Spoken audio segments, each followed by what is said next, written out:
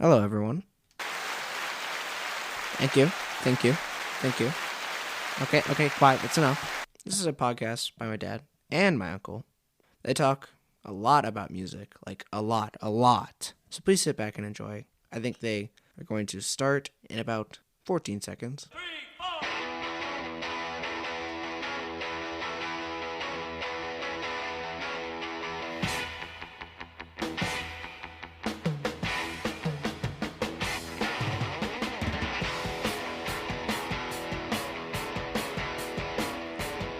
Hey guys, welcome to another episode of BG's Broken Records, the podcast that talks about music and things. I'm one of your hosts, Bob. I'm Gare.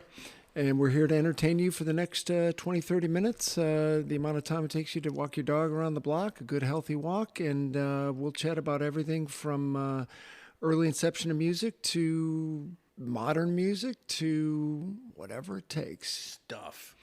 As long as we make you giggle, that's our job. So today's episode number 7. I think the last one was 7. Let's call this one 8. Okay. Seven. No, I said 6. 6? Okay. All right. So this is 7. So here we go. Episode number 7. This one's going to be 5 albums each of us think must be played in their entirety, start to finish. Now, I'm calling them albums and I'm not calling them CDs. Put it on side 1, song 1, nice. Flip it over. You end on song 5, 38 minutes later on side 2, and you got to play it start to finish. Crackle and all. All crackle and all. If you got any skips, shame on you. Well, you got some skips. You better stack some nickels and pennies on top of that needle with a little piece of tape, Bob. It's called a stylus, Gare. It's not a needle. All right. Next thing you're going to say, you call them ropes on a boat? Those are lines. Oh, yeah, well, I would call them a rope. Throw me that rope. Okay, so 5 albums each of us think need to be played start to finish. Side 1, song 1. Side 2, song X. My friend Gare is going to start first. Hit it. Thank you, Bob. Okay, we're going to run through my top 5 here. And again, where's the best place to start? Pink Floyd, Dark Side of the Moon. Released in March of 73. Basically, this album, when you start to delve into it, it was focuses on the pressures faced by the band during their tumultuous lifestyle at the time and dealing with the apparent mental health of Syd Barrett. And as Bob and I were just talking offline before, I mean, Syd Barrett, who died in 2006, was only in the band until about 68. Well, didn't Roger say that every song they wrote was an homage to Syd Barrett, especially Wish You Were Here? Yes. I don't see how Have a Cigar could be an homage to him. Yeah, man, that Syd Barrett had a big influence on those cats. Well, and he lived in Cambridge, England, and there was always pictures of him riding his bike. He had lived with his mom, and as I was just reading about him... I live with my mom. It ain't a bad thing. I love your mom. Your mom's a very nice lady. Mom's still kicking. Absolutely. What he did for the band was unbelievable, but the problem is heavy use of LSD and possible schizophrenia. That's not a good combination. Well, that's we talked about the schizophrenia in rock and roll, and I think that's a whole nother podcast because if you jump into like a Steve Marriott or you talk about a Peter Green or the drummer from Derek and the Dominoes and the Joe Cocker Mad Dogs and Englishmen, Jim Gordon, he was schizophrenic. Yeah. So yeah, acid and insanity is not a great combo. But a whole nother podcast could be on the creativity of someone who's schizophrenic. Right. Well, you could. I wouldn't want to be their business partner. Who produced Dark Side of the Moon? Because as you found out today, they recorded it at Abbey Road Studios, which not a lot of people know. And I think, unfortunately, the Beatles, I think it was called EMI Recording Studios until the Beatles got really huge, and then they changed it to Abbey Road. Well, it just... Actually, I think that was after Abbey Road came out, they changed it to Abbey Road. Well, the material was recorded in 2 sessions, 72 and 73, Abbey Road Studios, London. But they talk about here the actual record label released on March 1st, 73 by Harvest Records. Doesn't make sense. So and that's all in the same paragraph. They say that Then they go and end with Two Well- Session 72, 73 Abbey Road Studio. Yeah, but just because it's recorded at the studio doesn't mean it's on their record label. So Ah, the only thing that yes, would have come I'd say. out, that would have been, you're thinking of Apple Records or something like that. So I don't know who they were on, Yeah, and I don't know anything about this Harvest Records. So But that was a breakthrough album. What did it spend 500 weeks in the Billboard top whatever? something like that. Yes, I don't have that. I mean, you couldn't shake a stick at it. How many did it sell? Do you know? You'll find out. Okay, I'll don't. look it up while you're going to Yes, number why don't 2. you do that? Number 2, Led Zeppelin, Physical Graffiti, which was the 6th studio album by Zepp, came out February 24th, 1975, a double album. And this album, to me, is one of my favorite Zepp albums. Yeah, Custard Pie. So just to jump back to that Dark Side of the Moon, 50 million records sold. Number 1 ranking in the 1970s is number 1. Ranked in 1973 is number 1. So, I mean, it was followed closely by, God rest his soul, Meatloaf, Bat Out of Hell. Oh. Well, when you take a look at Physical Graffiti and the songs, That's like episode 6 where I gapped out when I said that Thompson Twins song is my absolute favorite and I couldn't remember the dang title of it. What is it called? It's called You Bring Me Up, but that's another that's a whole nother another story. episode. So, looking at the songs, Custard Pie, In the Light, In My Time of Dying, Down by the Seaside. Down by the Seaside's good too. And again, double album, you're going to be sitting there for a while. For a while, yeah.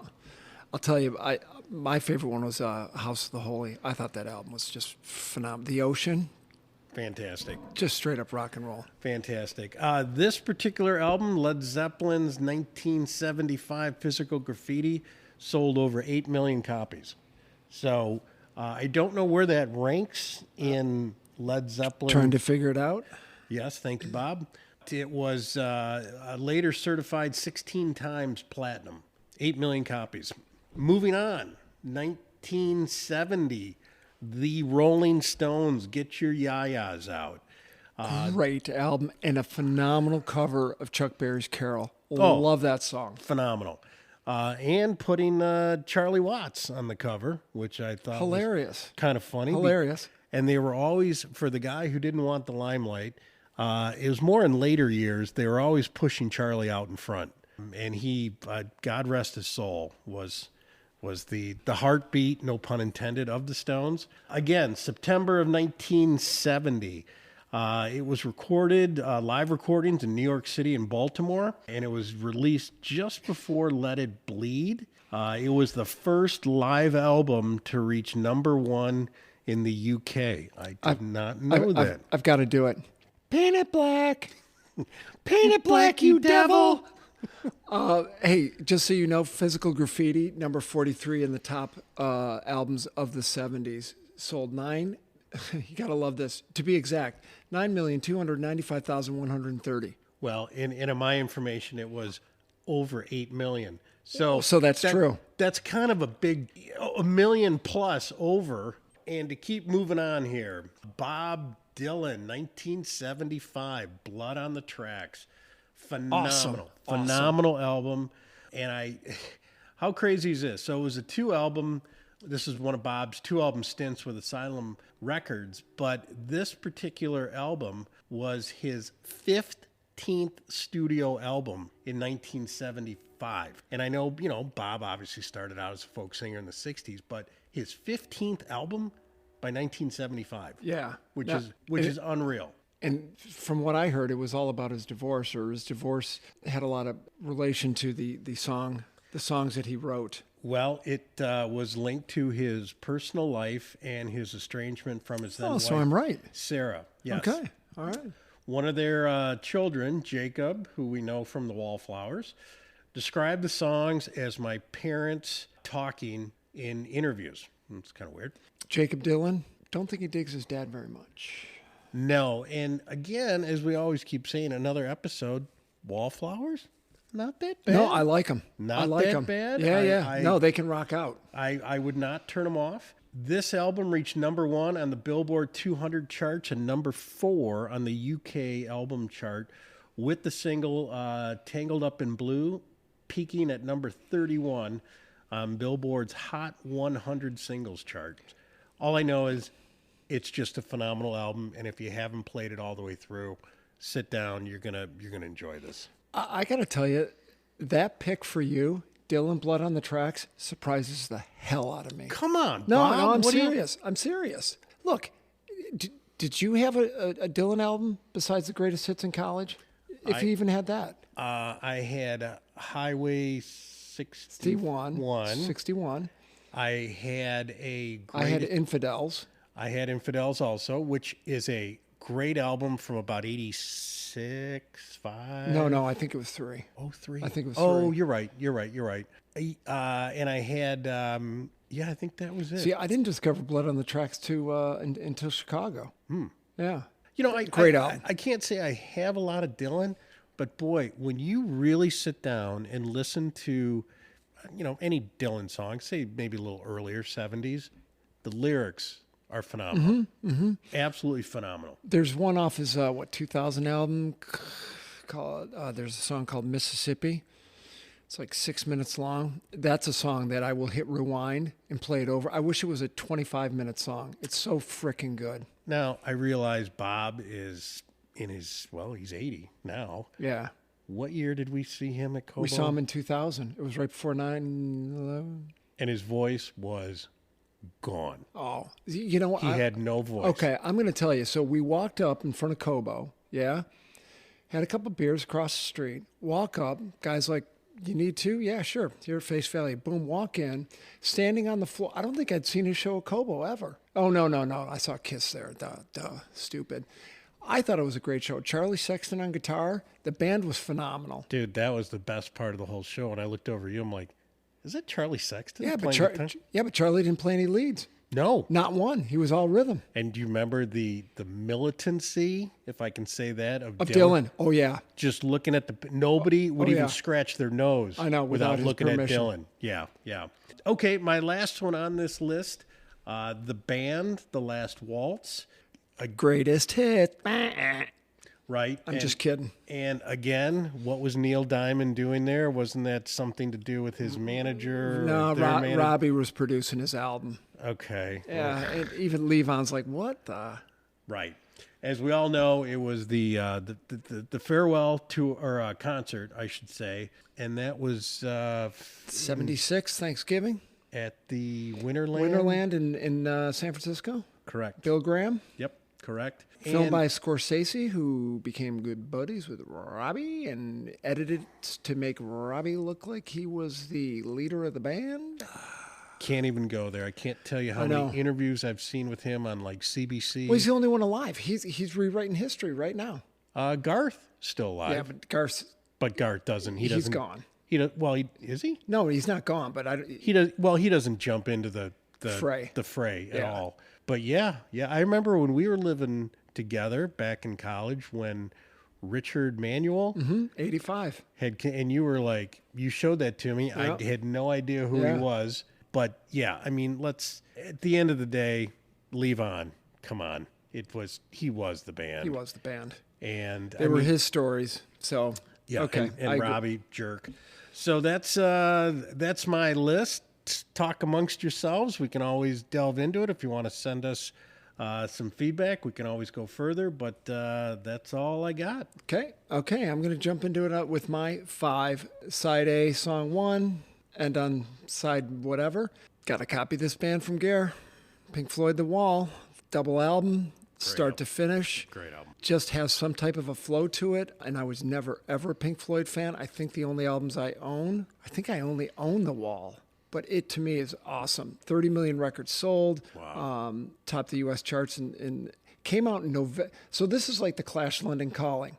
They said it's the greatest album of the 70s and the greatest album of the 80s. How does that happen? Well, I think the Clash came out literally in November of 1979. Guess when The Wall came out? November 79. So how could it be one of the best albums of the 70s when literally the 70s were almost over? Should actually be an 80s album. That's by the by. Bob Ezrin produced, who did Cooper, who did Kiss, and looking this stuff up, Roger Waters. What a nice guy. Hey, Ezrin, yeah, you can come in and produce us, and I don't care if you write songs with us because he is a writer, and he's sang on some Coop albums, and he's written some stuff with Cooper and a bunch of other guys. Yeah, you can do this, but you're not getting any writing credits. What a nice guy. Yeah, what a nice guy. So, as I said, 15 weeks on top charts, number 1 in the U.S., number 3 in the U.K., number 8 on the best-selling albums of all time in the 70s, 30 million copies sold. Next one. This, for me, is a sleeper. Not a lot of people are going to agree with it, but it's another double album, unfortunately. Derek and the Dominoes, Layla. You know, you've probably heard about it. Eric Clapton. He ripped off the band from Delaney and Bonnie. Like those guys. They toured. They were a crackerjack band. Clapton wanted to join Delaney and Bonnie because he was sick of all the limelight. They had their chops down. Harrison breaks up with the Beatles. He needs a backup band. Clapton says, I got these guys. So basically, it was Derek and the Dominoes who did all of Harrison's first album, All Things Must Pass. I think they toured, then recorded the album. Dwayne Allman sits in because Tom Dowd, who was producing Derek and the Dominoes and the Allman Brothers at the same time, puts it together. Eric, plays slide guitar. You can read about it on Wikipedia. It's a double album. It's all blues. It's got a feel. And I just remember in the 70s when the Riff would always do the top songs of the year or whatever. They always had Bell Bottom Blues as like 1 or 2 with Stairway to Heaven. I couldn't, Bell Bottom Blues, what the hell is this song? What a fucking good song. Pardon my French. Great song. Only 600,000 copies sold, didn't chart anywhere, and only charted 1 week in the UK in 2011 because they re-released it. Interesting. Yep, strange. Okay, this is an album that I love. This is start to finisher for me, Wings, Band on the Run. So I think it was 5th album McCartney put out after. And I picked up Ram. No, not Ram. Yeah, Ram. I picked up McCartney's first album. Second album. McCartney's first was McCartney. I think the second one was Ram. Damn, that's a good album. It's a pretty good album. Damn. Yeah, I've heard that before. Yeah. So Band on the Run, I think start to finish is amazing. Triple platinum, number 1 in the U.S. and the UK, 6 million sold. There was a kid across the street from me named Robbie. I don't want to say his last name in case he ever hears this. All right, McCain. He had this album, and I was like, whoa, isn't that guy a Beatle? Isn't that McCartney guy a Beatle? Da-da-da-da. So my neighbor had pretty good taste. So he also had the next album, the first time I'd ever heard this album, which another start to finish one, Boston's debut album. Amazing album. Everybody in that album was solid. I think didn't the drummer just die in the last couple of years? I can't remember what his name was, and I just read it. But can we take a moment of silence for Brad Delp? God, what a voice on that guy. What a voice. Boston's debut album, there's only one song that would even be not phenomenal. Everything else is fantastic. And you know what's a great thing about it? These albums are 33 minutes long. Bing, bang, you're done. Okay, so sold 500,000 copies in the first 30 days. Second best debut album behind GNR's Appetite for Destruction of all time. And to stop you there for a minute, are you interrupting? I am. Go for it. If we're going to talk someone in Boston who is a dick, Tom Scholz. Tom Scholz. Guy's an asshole. Yep. All right, sorry, that's all I had. Just had to jump in and say. Yeah, I've seen a few videos on the poor Brad Delp. Worked for Polaroid, MIT graduate. Guy was a genius. 100%. Recorded everything in his basement. Didn't want to do it in the studio. 7 years to put out the second album. Is that what it was? Something like that. You gotta love that they just did it when they wanted to. Not as XTC, Andy Partridge couldn't tour. Just now they had a lot of consistency, but still kind of did it when they felt like it, and I respect that with Boston. I do. I like Andy Partridge a hell of a lot better than Boston. But I know. But I get you. Hey, Bob, they did it on their own terms. They did it on their own terms. But if you think about it, so everybody knows that latest Let It Be thing came out on Disney Plus. It's 8.5 hours or whatever the number is. So they go into a studio. They bang out an album. No songs in their book. Bang out an album in 3 weeks. Do that. Do one of the most famous concerts ever. Think about it. They played for like 32 minutes, 23. I can't even remember what the number was. Did you watch that whole thing yet? Yeah, I watched the whole thing. Worth watching the whole thing? I know it gets a little slow. Could I watch 8 hours of Making Let It Bleed, the album? No. I mean, if that answers your question. For me, yeah, I can do it. But think about it. Harrison's 26. He's playing on the roof of the building. He's in one of the most famous concerts of all time. He's 26 years old. So the Beatles, going back to this Tom Scholz thing, bang out an album in 3 weeks, take 3 weeks off, go back into the studio, and bang out Abbey Road. All new songs. Right? Oh, no. Unreal. Yeah. They put out Tom Scholz waited 8 years. They put out like Rubber Soul, Revolver, and something else within a 12-month period. I mean, that's idiocy, man. That's just sheer genius. Now, in our lead-in, Bob's the Beatles guy, and I'm the Stones guy, and we're not going to talk about that, No, right? no. Exactly. But sometimes I get off on a tangent because I like them. Sorry. Well, here is, everyone talks about, and I'll go off on a tangent, your favorite Beatle, okay? Mine's Paul McCartney, okay? There's an argument. Some other people I know used to be John Lennon. But you know what? As I get older, George Harrison could be my favorite Beatle. Bingo. And why? That wasn't Ringo. That was bingo in agreement. Right. Not only from his pure talent, but Billy Preston into the band Oh, yeah. and said, we need this guy, brought him in. And in that time, so we're in the 69. Okay, but they brought him in Oh, before. that'd be January 69. It was the 14th of January, 1969. Not that I'm really obsessed. But I was going to say, being a black guy coming into the Beatles in the mid to late 60s, okay, and you're considered the fifth Beatle? Huge. That's huge. I mean, that is unbelievable. And I've seen Billy Preston's in interviews, and you can see he is blown away by being considered the fifth Beatle. Look, I watched a documentary on George Harrison, and Eric Clapton sitting there going, "Oh, people are coming up to me saying, 'Oh, you're the greatest guitarist ever.'" And what does it feel like to be you?" Or da da da. He goes, "What?" And Clapton's like, "I'm sitting next to George Harrison." And he goes, "I look at these people." And he's like, "But I'm hanging out with a Beatle." Right. I mean, this is Clapton. Right. Okay, we're going off on the Beatles thing too much. Okay, Boston debut album, last album for me, Marvin Gaye. What's Going On? I think that is one of those albums that has to be played start to finish. There's a story behind the album. Supposedly, God was channeled through Marvin onto the keyboard, and that's why he wrote this album. He had heard stories from his brother coming back from Vietnam, how the soldiers were coming back were treated poorly, so he wrote all these songs. It's a mind-numbing album. He's got the Funk Brothers playing as the band with him, and Gary, James Jamerson. Unreal. I think is the greatest bass player ever. That bass line to What's Going On is just unbelievable. That album, according to one of the things I saw, ranked by Rolling Stone as the number 1 out of 500 greatest albums of all time. That's unbelievable. So that's bigger than Sgt. Pepper's, and that's bigger than Zeppelin 4. Okay. Makes sense. Makes sense. Yep. So it hit number 6 in the Billboard chart, 1.6 million copies sold. Those are my 5. If you can sit down and listen to Pink Floyd The Wall with some headphones, make sure nobody bothers you and go start to finish. Maybe you might want to have a gummy or something else. Just hey, not promoting anything, just saying. Just reading the Billboard sign out front. This is what I've heard on the street, Yep. man on the street. Okay. All right. On that note, hey, we're going to take off because I think we've overstayed our welcome, but we're happy that you were here, and we're happy that you spent a little more time with us, and we will chat with you in, I don't know, maybe a week or so. All right. Well, see ya.